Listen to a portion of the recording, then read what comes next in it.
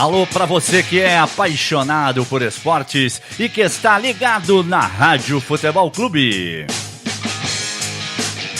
Está no ar o Upgrade. Destacando o futebol internacional, mas hoje uma edição especial, afinal é véspera de Brasil e Alemanha. E é disso que nós vamos tratar aqui.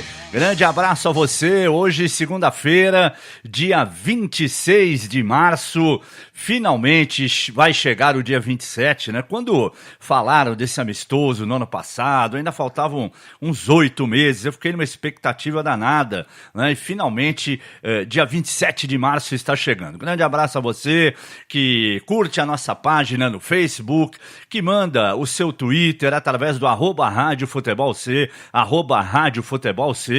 Este é o nosso endereço nas redes sociais, também no Instagram, além do Facebook e do Twitter. Para você que nos ouve pelo TuneIn, grande abraço também. E hoje comigo nessa edição do Upgrade, para falarmos muito de seleção brasileira e também algumas informações, né, sobre o futebol internacional, Fábio Salgueiro e Lucas Lagata, direto de Portugal. Deixa eu dar um abraço a Leymar. Tudo bem, Lagata? Só não tá bem para a seleção portuguesa hoje, né? Que botou um time reserva e tomou uma cacetada da Holanda. É isso, Lagata? Boa noite. Boa noite para você, Lima. Boa noite para o Salgueiro. É isso mesmo. Portugal não saiu bem no amistoso contra a Holanda, que foi disputado na Suíça, em campo neutro. 3-0 para os holandeses. E olha, no primeiro tempo parece que Portugal nem apareceu em campo, viu? Ele jogou? Cristiano jogou. Ele jogou. Cristiano Ronaldo jogou, mas jogou praticamente sozinho. Jogou o primeiro tempo, não teve ajuda de quase nenhum outro português no ataque. Quaresma muito fraco. Quaresma vai para a Copa, mas é reserva. A equipe de Portugal um tanto quanto presa, a defesa muito ruim. O Rui Patrício, que é o goleiro titular da equipe portuguesa, também não jogou. Então, assim, o Gajo conseguiu entrar em campo, mas não foi brilhante como estamos acostumados a ver aqui em Portugal. Este é aquele típico exemplo de que o Mandorinha só não faz verão, Salgueiro. Boa noite. Boa noite, Carlos Lima, boa noite, Lucas, amigo apaixonado por esporte, sem dúvida. O Mandorinha não faz verão, principalmente se tratando de futebol, né? Por mais que o futebol dê espaço para grandes estrelas e grandes astros, e eles realmente comandam as ações com destaque, é um esporte coletivo. Então, dificilmente você vê realmente, por exemplo, em 86, Copa do Mundo, todo mundo fala que o Maradona ganhou aquela Copa do Mundo sozinho. É um modo de falar, né? Ele realmente foi genial naquela Copa do Mundo. Acho que eu nunca vou ver um cara individualmente com uma condição técnica igual ele naquela Copa do Mundo. Só que o time era muito bom, o Burro Thiago era muito bom, o Valdano era muito bom, e eram todos coadjuvantes que ajudaram ele a ganhar a Copa. Então, o Mandorinha não faz verão, não. Ela faz um fuzuê, mas não faz verão. Eu ouvi nesse fim de semana, ou foi na semana passada, algum dos técnicos, né, nessas milhares de coletivas que a gente acompanha, falou assim, que para que o individual apareça, o grupo tem que estar bem forte. É por aí, Salgueiro?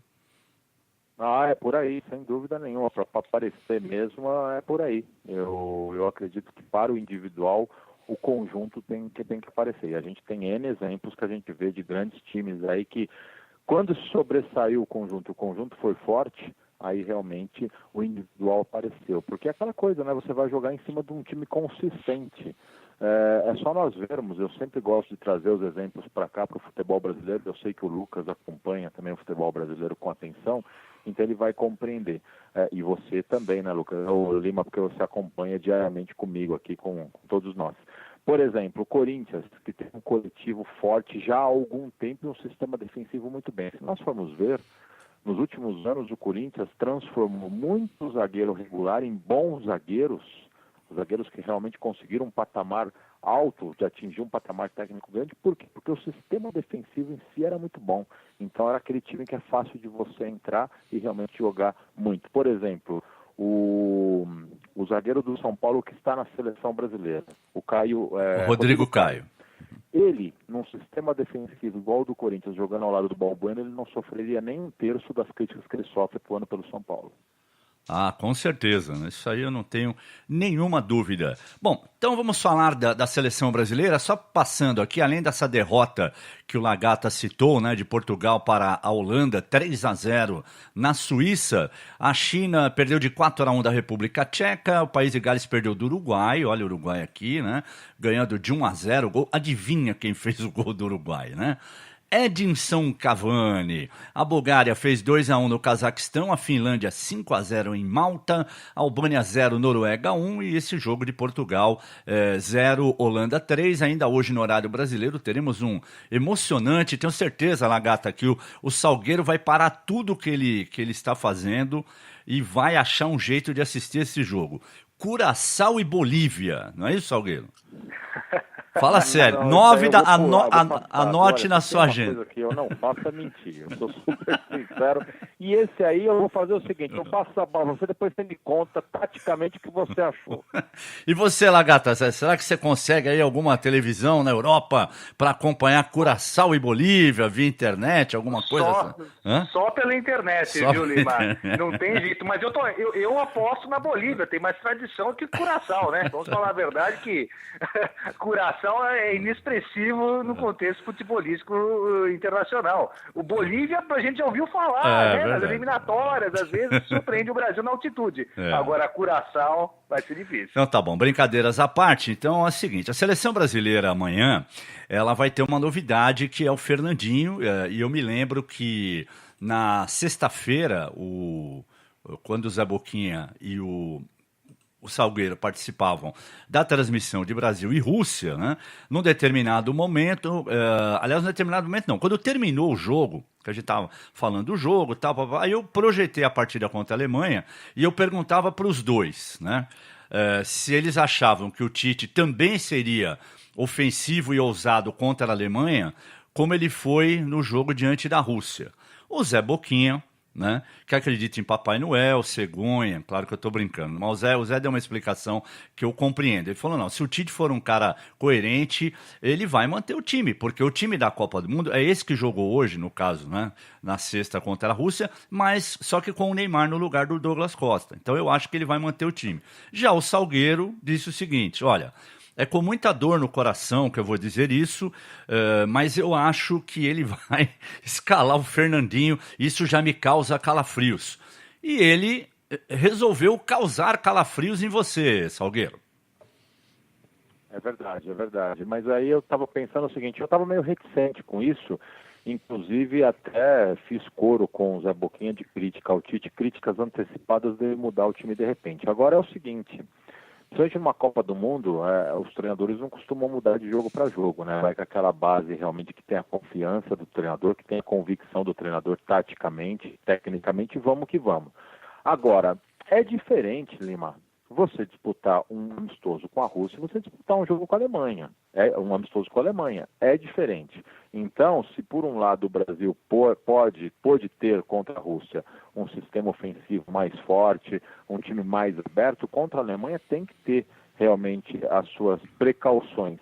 E eu acho que nesse caso também o Tite tem um grande cuidado com o emocional da seleção brasileira, porque o 7-1 não foi brincadeira, não. É o maior vexame da história do futebol brasileiro. Foi 7-1. Supera qualquer coisa que possa acontecer. E eu acho que, olha, nós, pelo menos incluo o Lucas, que é mais novo que a gente aí, mas eu acho que a gente não vai ver um vexame do futebol brasileiro como esse, pelo menos nessa passagem da gente por aqui. Então é uma coisa muito forte, ele vai buscar realmente forçar um pouco, fechar um pouco mais de acordo com o adversário, né?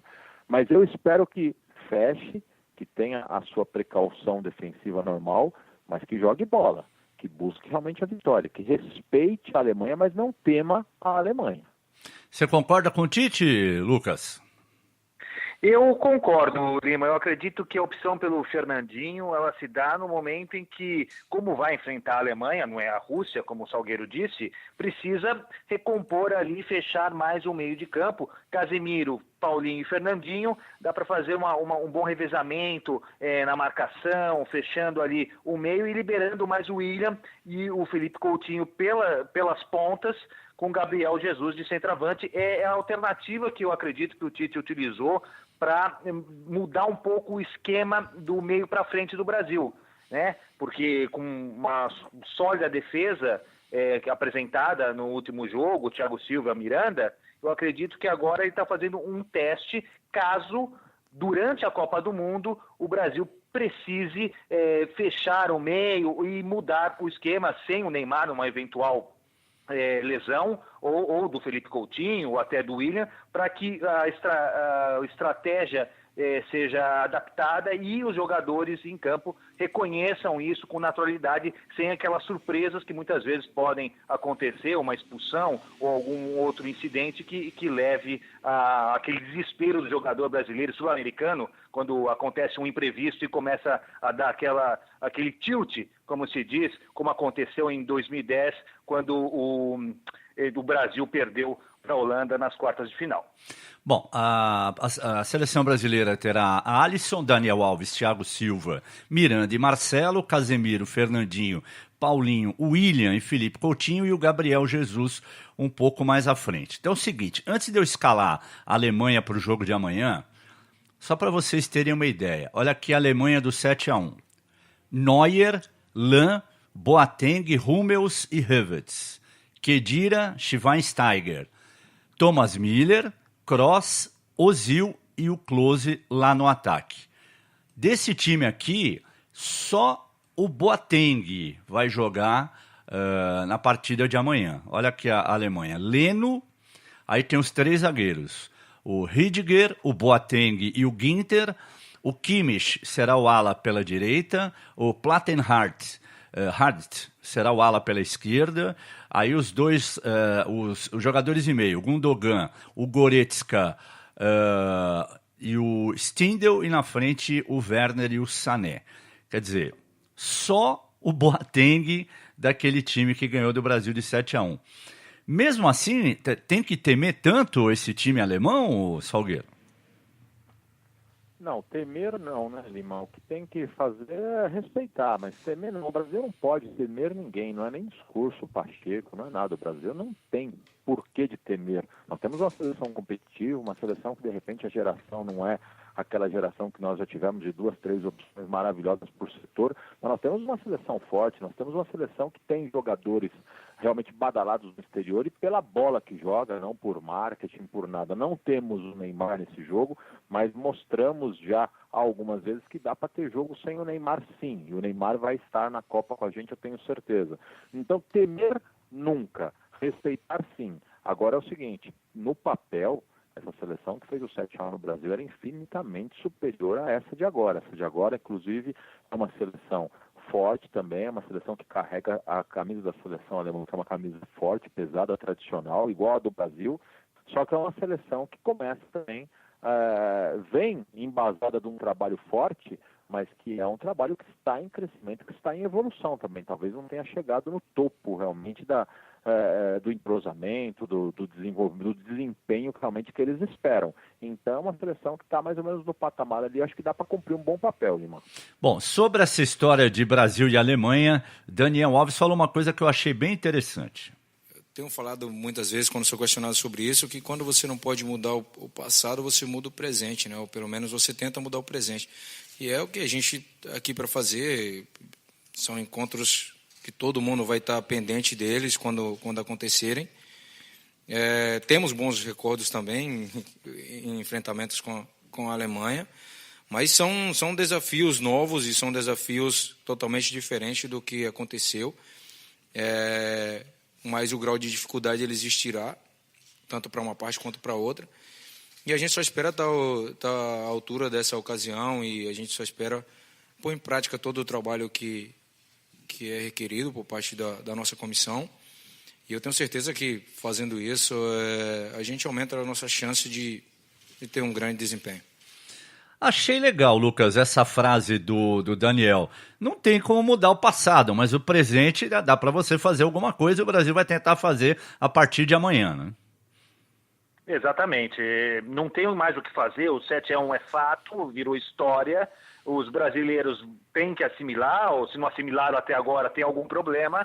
E daqui para frente é pensar na Copa do Mundo. E esse teste contra a Alemanha é o teste contra o atual campeão do mundo. E isso tem que tirar o melhor proveito. E se, por acaso, o Brasil não sair vitorioso, não tem problema nenhum. Temos que chegar no dia 14 de junho, quando começa a Copa do Mundo, preparado para entrar em campo e vencer qualquer seleção do mundo. Não só a Alemanha, como a Argentina, então, que também é outra favorita ao título, a França, que vem muito bem, a Espanha, que sempre, desde os anos 2006, vem montando uma grande seleção. A última Copa não foi muito bem, mas de qualquer maneira, sempre estando atento, não só a Alemanha. A Alemanha teve o trauma do 7-1, mas o Daniel Alves está coberto de razão. Temos que pensar daqui para frente e o presente, que é amanhã, e vamos ver se o Brasil consegue vencer a Alemanha e tirar parece uma maldição do 7-1. Salgueiro, hoje pela manhã nós estávamos juntos no Breakfast News, né? E o técnico do São Paulo, ao analisar a vitória de ontem sobre o Corinthians, o Aguirre, ele falou assim que a vantagem para o segundo jogo não é muito grande, que é de apenas um gol. Mas eu tinha que tirar dos meus jogadores esse estigma de não conseguir ganhar clássicos. Isso estava pesando mais do que qualquer outra coisa. Por que eu estou dizendo isso? Se o Brasil perder de novo da Alemanha, você acha que vira um trauma ou não tem nada a ver uma coisa com a outra? Mesmo que seja 1-0. Eu acho que o trauma já existe, tá? Mas eu acho que aí a gente tem um trunfo muito grande que é o Tite. O Tite é um cara que trabalha muito bem isso. E esse discurso do Daniel é um discurso que, se eles colocarem em prática, é um discurso positivo, é um discurso que já dá meio caminho andado para o Brasil dar um passo importante e conseguir um bom resultado amanhã. Porque bola por bola dá para o Brasil garantir realmente um bom jogo contra a Alemanha. O problema é o emocional, e a gente sabe que em todas as profissões, seja no futebol ou em qualquer outro, o emocional conta demais. O profissional sob pressão, o profissional realmente traumatizado, pressionado, ele tende a não render tudo que pode. Então, mas por outro lado, eu acho que o Tite trabalha muito bem esse lado e tem um cara certo para se fazer isso hoje, é o Tite. Então, eu acho que ele tem feito esse trabalho muito legal com os jogadores, trabalhando realmente a parte tática, mas principalmente trabalhando esse lado de querer tirar essa pecha, de querer tirar esse peso das costas dos jogadores. Lima, depois, sem querer furar a pauta, você deixa que eu quero fazer uma pergunta para você e para o Lucas, por favor. Ok. Eu falei, comparei o time da Alemanha de 2014 e o de amanhã, em relação à seleção brasileira, dos que estavam no 7-1 e que vão estar amanhã. O Marcelo, lateral esquerdo, o Fernandinho, né? Eles eram titulares daquele jogo.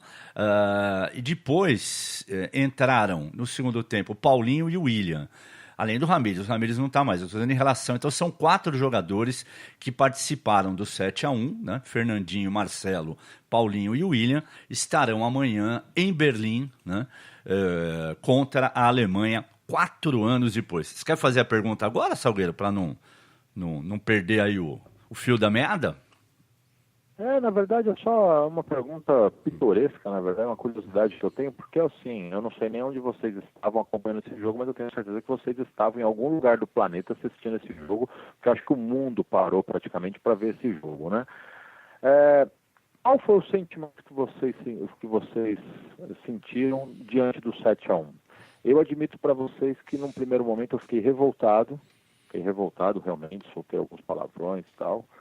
E depois me bateu uma profunda tristeza com o desrespeito que a seleção brasileira sofreu ali na bola, sem dúvida, mas com essa camisa da seleção que a gente acompanhou tantas vitórias, realmente ela foi ali surrada, pisada, e eu tive esses 2 sentimentos durante o jogo. Eu queria, por uma questão de curiosidade, saber o que você sentiu no 7-1 e o Lucas também. Pois não, Lucas, pode falar primeiro.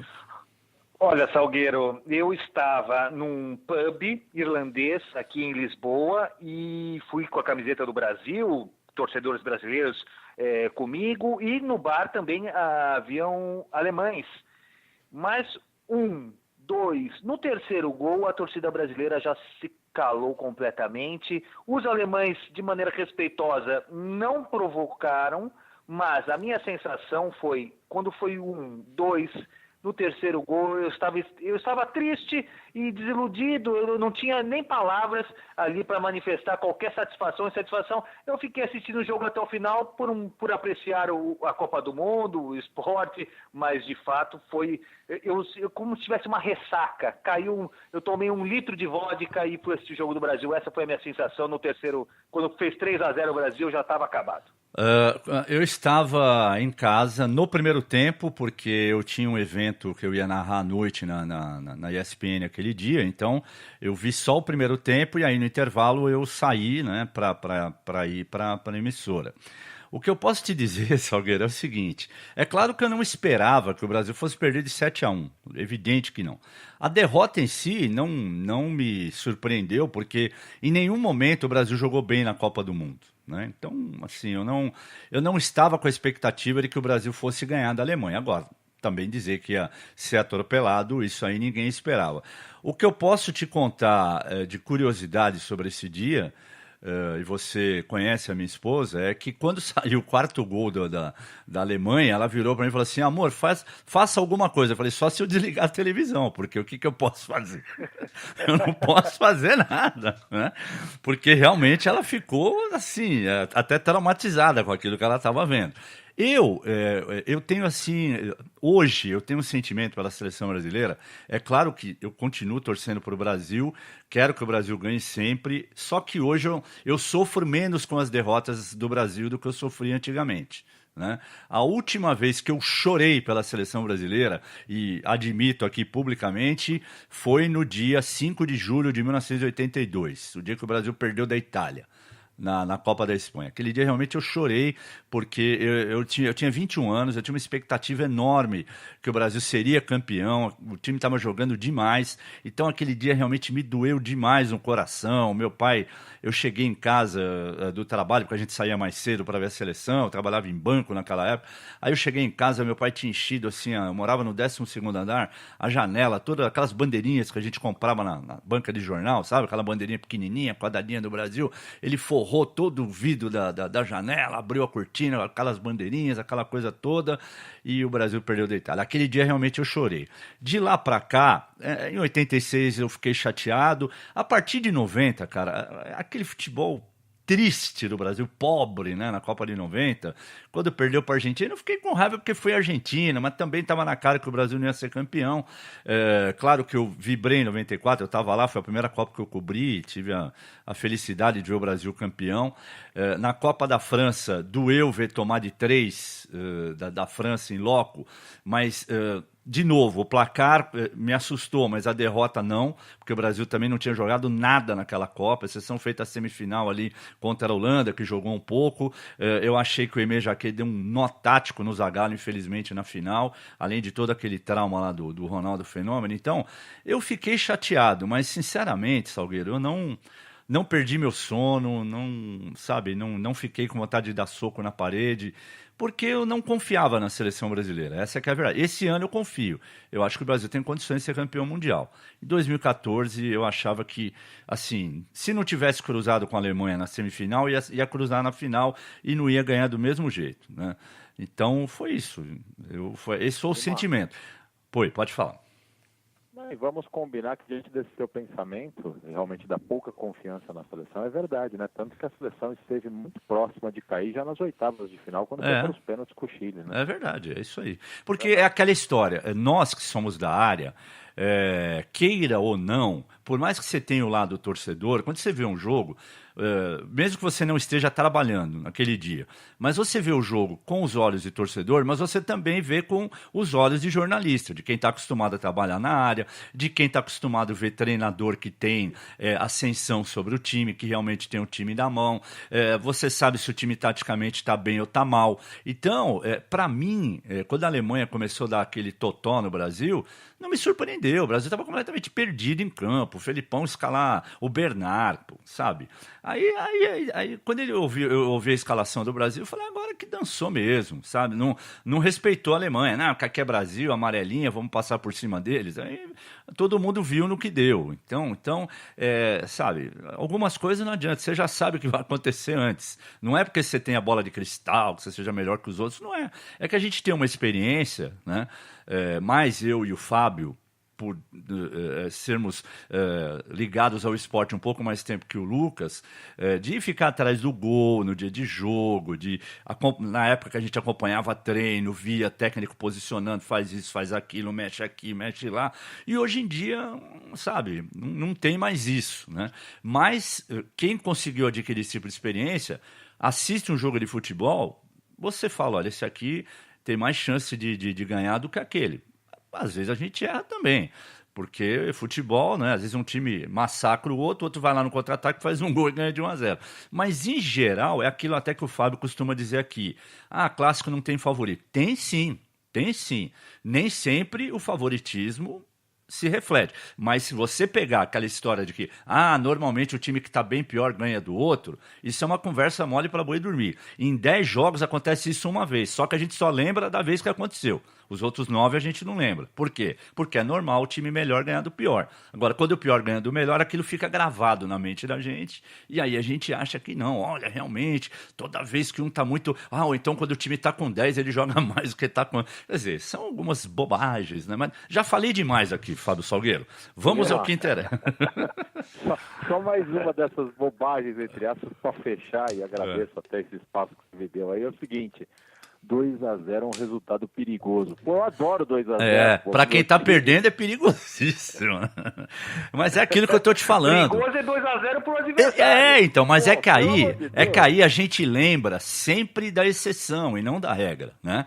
Se for fazer um levantamento das vezes em que um time tá ganhando por 2-0, quantas vezes ele tomou a virada, você vai ver que, sei lá, em 10, 20%, se tanto, ele tomou uma virada. Mas nos outros 80% ele ganhou. Mas é que a gente lembra da virada. Por exemplo, daqui muito tempo a gente vai lembrar que a Colômbia ganhou da França de virada em Saint-Denis, 3-2, porque é uma coisa que não acontece toda hora. Concorda? E aí, os entendidos vão falar assim, tá vendo, 2-0 resultado perigoso, tal, olha aí, a França estava ganhando de 2-0, tomou uma virada. Entendeu? Então... é isso. Então vamos ouvir o professor Tite, né? Eu separei aqui 3 momentos do Tite hoje. Primeiro, ele foi questionado sobre a evolução do Brasil de 2014 para cá. Aquela coisa, né? Aquela pergunta que o repórter faz para ver se o Tite, né, iria bater no peito e falar, não, realmente eu sou demais, tal. Vamos ouvir o Tite. Eu respondo da mesma forma que eticamente o Dani colocou. Tudo que se compare, que não tenha tempo, é uma série de variáveis importantes. É muito fácil eu ficar falando assim e ficar valorizando o trabalho. Assim, cresceu, não, está bem pra caramba. Cara, são etapas, são ciclos, são oportunidades. Cada um tem a sua história. Aquela equipe de 2014 ela foi campeã em 2013. Então é injusto, por vezes, nós ficarmos falando do enfrentamento com a Alemanha, e foi a mesma equipe que foi campeã da Copa das Confederações, que ganhou de 3-0 da Alemanha, da Espanha. Então a gente tem que ter muito cuidado com essas comparações, de pegar só, escolher o lado bom, o lado ruim e jogar para analisar. Eu tenho muito cuidado e muito ético em relação a isso. Pode falar o que quiser, mas o homem é bom para escapar dessas pegadinhas, hein, Salgueiro? Ele é bom. Tanto que ele é bom que eu acredito que ele seja um cara também muito, muito ligado na parte tática, mas o trabalho dele, sem dúvida, é em cima do emocional. E é só a gente ver, né? Essa base da seleção brasileira era a base que era convocada pelo Dunga e não conseguia jogar com o Dunga. E ele virou essa base do avesso e realmente fez esse time classificar em primeiro aí nas eliminatórias. Foi a primeira seleção da América do Sul a se classificar. E, de repente, vestir a camisa de favorito na Copa do Mundo. Então, ele sabe escapar, ele tem esse dom. E me falaram uma coisa muito legal do Tite, que eu gosto sempre de repetir, o seguinte: quando o Adriano deixou o Corinthians, e deixou o Corinthians pela porta dos fundos, assim como ele fez com vários clubes, infelizmente, né, deixando uma lacuna, inclusive, na seleção brasileira, o Adriano Imperador, ex-imperador, me disseram nas alamedas do Parque São Jorge o seguinte: olha, se o Adriano não conseguiu dar a volta por cima tendo o Tite como treinador, ele não joga mais em lugar nenhum. E parece que está provado mesmo, né? Quem não consegue dar a volta por cima com o Tite, tendo o Tite como guru, como um cara ao lado, não consegue realmente empatar mais em lugar nenhum. Realmente o Tite tem, além de ser um grande treinador, ele tem esse lado mesmo de conversar, de ser psicólogo, né? E às vezes até meio paizão dos jogadores. Ele também falou sobre essa história, né? Porque a Alemanha vai poupar alguns jogadores, que o Joachim Löw deu folga para alguns jogadores, tal, alguns envolvidos aí em competições europeias, né? Tanto que o Ozil não vai jogar, o Khedira não vai jogar, enfim. Ele falou sobre isso e aí no meio da resposta ele falou também sobre o Fernandinho. Tem todo um trabalho direcionado, né? O último campeão mundial, é o campeão da Copa das Confederações, com uma equipe também mesclando e fazendo esses ajustes de atletas com esse nível. Então, para mim, especificamente, o folga não serve. Ele serve como preparação. Assim, uma preparação para nós é, por vezes, a participação do Renato, às vezes a participação do Douglas Costa, é jogar sem Neymar, é jogar com o Fernandinho, na mesma função, no mesmo sistema, porém com uma característica diferente, até porque o Fernandinho tem origem como um articulador, e no City jogou, o ano passado, muitos jogos dessa forma. Então, de aproveitá-los e de ter essa oportunidade da equipe também se consolidar e crescer. Tem a Alemanha, com um número de jogos menores também, mas apressando esse processo, nós também buscamos. Ele, no final, falou sobre um número menor, porque, evidentemente, o Joachim Löw, ele está há mais de, se não me engano, 160 jogos no comando da seleção da Alemanha, e o Tite tem aí 16, 18 jogos, se tanto, então realmente não dá para comparar. E no meio aí ele justificou a escalação do Fernandinho, né, Lucas? É verdade. Falando do Joachim Löw, antes de entrar no assunto Fernandinho, Joachim Löw é destaque aqui na imprensa europeia, no diário Marca espanhol, dizendo que o Brasil, ele acredita que o Brasil vai chegar muito motivado, incrivelmente motivado para o jogo contra a Alemanha, isso além de vangloriar e reconhecer a capacidade do Tite. Joachim Löw disse que os brasileiros e o Tite conseguiu reinventar o futebol depois do 7-1. Já em relação ao Fernandinho, Lima, o Tite, ele tem usado as armas que ele escolheu, né? Os jogadores que ele mesmo escolheu, e o Fernandinho aqui na Europa, o Salgueiro pode contrapor essa afirmação, mas aqui na Europa o Fernandinho é muito reconhecido, os europeus admiram o futebol do meio-campo brasileiro e dentro da lógica do Tite, da estratégia do Tite, eu acredito que o Fernandinho ele pode vir a desempenhar uma boa apresentação amanhã e também na Copa do Mundo, porque o Tite, eu acredito, pela inteligência dele, que ele já vem demonstrando à frente da seleção brasileira, o Fernandinho tem o seu espaço no banco de reservas, mas está garantido, pelo menos é o que demonstra aí o técnico brasileiro. E na entrevista, Salgueiro, ele fala de um Fernandinho que também sabe armar. Você concorda? Então, eu não vejo todo esse futebol do Fernandinho, ele vê, né, por isso que ele chama, e eu dou, e ele tem o meu crédito, o Tite, assim como o Pep Guardiola também ressalta o Fernandinho, né, eu acho que a minha memória reflexiva leva ao desastre do 7-1, mas não persigo o Fernandinho, é que eu não vejo essa bola realmente nele. Eu acredito que tenham outros jogadores aí que tenham um custo-benefício melhor que ele, sinceramente, para um grupo da seleção. Ô Lima, só para pontuar, eu sei que o futebol, a seleção brasileira é o foco, é o objetivo, mas é uma notícia que pipoca agora aqui na internet. Eu quero só passar para você, depois durante a programação da Rádio Futebol Clube a gente vai explorar melhor.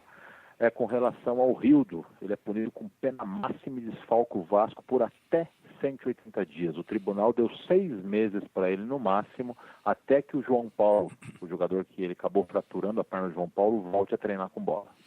Duvido que ele fique 180 dias. Eles vão entrar com efeito suspensivo, isso aí vai cair para uns 90, 60, tudo bem. É verdade. O tribunal está fazendo a parte dele, mas assim... Não, legal, eu acho que tem que ser punido mesmo, mas... Eu concordo com você. Mas eu acho concordo que... com você, mas eu acho que a gente tinha que começar a fazer valer essa pena, assim, para os jogadores terem um pouco mais de respeito profissional, mesmo que for na marra, né? Sem dúvida nenhuma. E o Tite também foi que eu comentei agora há pouco essa história que o técnico alemão está há mais de 160 jogos e tal, e aí o Tite foi questionado se ele não gostaria de estar pelo menos já com metade, com pelo menos 80 jogos no comando da seleção brasileira. Eu sei, mas ele deve estar muito mais... essa adrenalina que ela me consome, que ela tem, essa expectativa, ele está muito mais natural por esse tempo, isso eu tenho certeza. Mas também sei que respeitar a cultura. Nós temos que... A cultura alemã e a brasileira ela é diferente nessa paciência, ou nessa preparação, ou nessa ideia, ou nesse conceito de manter um técnico a longo tempo. A realidade da seleção brasileira, ela faz com que ou de uma seleção, melhor, de uma forma genérica, tu te readapte, tu te reajuste, reinvente, use o adjetivo que quiser. Eu digo assim, que algumas realidades na seleção, elas acontecem. Por exemplo, por vezes no clube, um atleta ele não está num bom momento e tu coloca um outro. Aqui, eles estão todos num bom momento, mas aqui vai jogar o que estiver num melhor momento. O cara está bem, mas o outro está um pouco melhor, porque o nível é um nível de excelência. E é isso, né, Lagata? A Alemanha tem essa coisa de colocar um treinador e dar tempo para ele desenvolver um trabalho. Aqui no Brasil, enquanto o cara está ganhando, tudo bem. Quando perde, ele vai embora. Então, não sei, né? Tomara que o Tite fique aí um longo tempo à frente da seleção. Também não sei se ele quer ficar, né, comandando a seleção depois da Copa, mesmo sendo campeão, ou se ele vai querer, sei lá, tentar aí dirigir um clube de ponta da Europa. De qualquer maneira, não dá para comparar essa realidade, né, Lagata?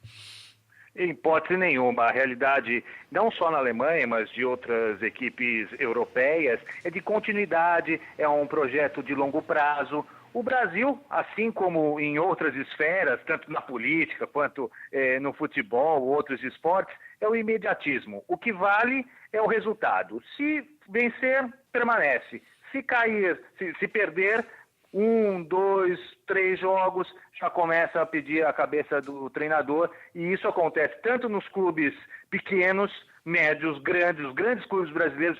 Você pode pegar diversos exemplos que começa o campeonato com um treinador, no meio do campeonato já passaram 2 pelo banco de reservas e mesmo assim não surte o resultado que se precisa.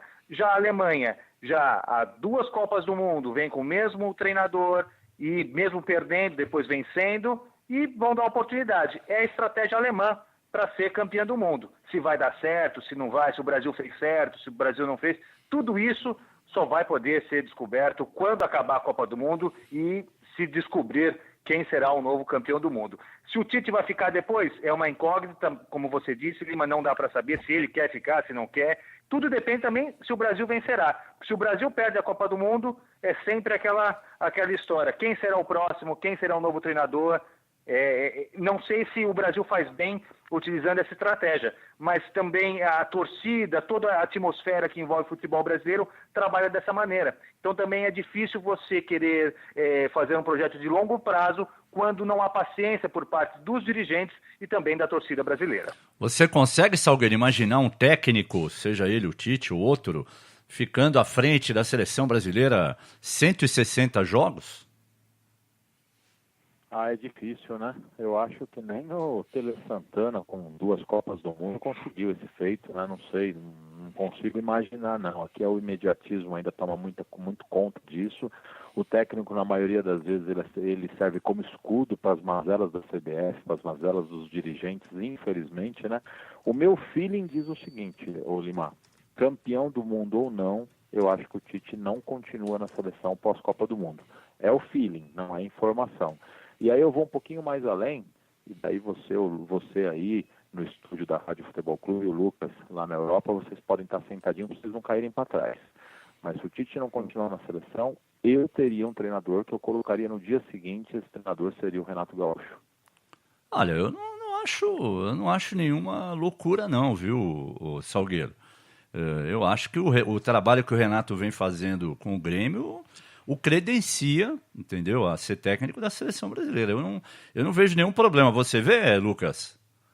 Eu também não vejo. Eu acredito até que ele tem o perfil da seleção brasileira. O Renato Gaúcho já jogou enquanto era jogador pela seleção brasileira, então ele sabe o peso da verde e amarela e sabe a importância, o que significa para o Brasil a seleção brasileira.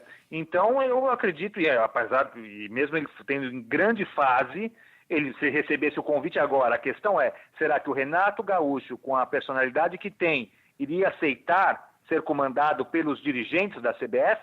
Essa é a pergunta. É uma boa pergunta. E para a gente encerrar aqui, eu tenho uma resposta do Miranda, curtinha, né? Falando sobre o que muda para o setor defensivo a entrada do Fernandinho na partida de amanhã contra a Alemanha. Para nós defensores, não muda muito, porque a gente tem um sistema de jogar que, independente dos nomes que seja, é um sistema ofensivo. É natural, com a entrada do Fernandinho, a equipe ganha um pouco mais de força, além da qualidade técnica que ele tem. Eu não entendi, Salgueiro. Primeiro ele falou que não mudava nada. E depois ele falou que com a entrada do Fernandinho o time ganha um pouco mais de força. Você entendeu, Miranda, nessa ou não? Na verdade, ele quis dizer uma coisa e não quis dizer. Né? O repórter perguntar para ele, mas peraí, vamos voltar um pouquinho, me fala uma coisa. Afinal... É um morde e assopra? Como é que é? É complicado, viu? Vou te falar que é dura a vida. Né, Lagarto? Eu também não entendi. Respondendo a tua pergunta, eu não entendi. Você entendeu, Lagarto? O Miranda nessa daí ou não? Também não entendi o que o Miranda quis dizer, mas de qualquer maneira ele quis se sair bem na resposta e não comprometer o grupo da seleção brasileira. Pronto, vamos ver como é que o Fernandinho vai se portar em campo e o Miranda também. Mas eu acredito que o Miranda... Sabe o que acontece? Jogador de futebol, quando vai dar entrevista, muitas das vezes não está preparado. Não foi devidamente preparado pela assessoria de imprensa do clube ou da seleção. E chega lá e as perguntas dos jornalistas muito inteligentes chegam e acabam colocando questões que os jogadores não sabem responder, e aí saem essas respostas que sem pé nem cabeça. Na verdade, não consegui entender, o Lima. Primeiro não mudava nada, aí depois mudava, mas tudo bem. E quem não deve mudar, agora saindo do assunto seleção brasileira, para a gente finalizar aqui o nosso upgrade de hoje, porque daqui a pouco tem o Fora do Campo, hein, Salgueiro? Por favor, senhor, vai lá, toma um cafezinho e tal, mas daqui a pouco tem um Fora do Campo para a gente esmiuçar esse fim de semana, uma rodada espetacular aí, Campeonato Paulista, final da Taça Rio, Campeonato Mineiro, infelizmente com a contusão do Fred, aquela coisa toda. E quem não deve mudar, quem não deve trocar é o Lewandowski, porque o Real Madrid queria o Lewandowski, né? E ofereceu uma grana, mas o Rummenigge está dizendo, ele é diretor executivo do Bayern de Munique, ele está cravando que ele não vai negociar o Lewandowski com o Real Madrid. Será que ele vai conseguir segurar o Lewandowski, Salgueiro, mesmo com toda a bala que o Real Madrid tem no caixa? Eu acredito que ele vai segurar sim por um motivo. Eu li uma matéria, inclusive, do staff do Lewandowski, ele lamenta porque não existe uma cláusula contratual que permita uma liberação do Lewandowski. Então, realmente, só pela multa mesmo, e a multa é muito alta. Então, por isso que eles cravam isso aí, que o Lewandowski não vai sair. E o discurso do Lewandowski é esse mesmo, de cumprir o contrato. Acho que já está mais ou menos lá já está realmente definido entre eles que ele não vai sair.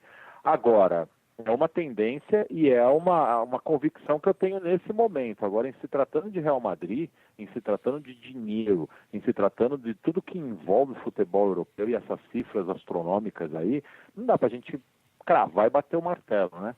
Pelo que eu sinto no andar da carruagem, pelo staff do Lewandowski, pelo discurso do Bayern, dos seus dirigentes, do Rummenigge, como você citou aí, parece que ele vai continuar no Bayern. O Rummenigge até citou que em 2008 o Chelsea também veio com um caminhão de dinheiro para levar o Ribéry e não levou. E aí ele completou dizendo assim, ninguém contrata um jogador do Bayern contra a vontade do Bayern. Então... E o Malcolm, né, esse Corinthians que estava louco para jogar no time alemão, já ficou sabendo que não há interesse do Bayern na sua contratação, ele que está no Bordeaux da França. Lagarta, grande abraço, valeu a sua participação aqui. E o que dá amanhã Brasil e Alemanha? Amanhã 1-1 Brasil e Alemanha saem do empate, jogando na Alemanha. Essa é a minha opinião. Agora, vamos ver, né? Será que o Tite vai conseguir me surpreender com uma vitória? Não sei. Tô apostando no empate, viu, Lima? Um grande abraço a você, ao Salgueiro e ao ouvinte da Rádio Futebol Clube.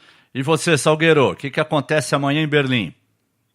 Eu também estou achando que eu tenho a convicção, quem acha tem dúvida, eu tenho a convicção que o Brasil não perde esse jogo, o Brasil é competitivo mesmo sem o Neymar, eu acredito no empate também, mas eu vou ser mais otimista até porque a gente vai estar nesse jogo aí, eu quero, espero e torço por um grande jogo, acho que vai ser um 2-2. Olha, eu tô com você, viu? Eu também acho que vai ser 2-2, acho que o jogo vai terminar empatado, e 2-2 é um placar legal, 4 gols, narrador adora gritar gol e tal. Claro que se o Brasil vencer vai ser mais legal ainda, mas eu também acho que vai dar um 2-2. Então fique ligado, daqui a pouquinho, são 18h48, às 19h05, nós vamos colocar no ar o Fora do Campo, nosso programa de debates de toda segunda-feira, comigo, com o Zé Boquinha, com o Fábio Salgueiro e com o Maurício Rossi.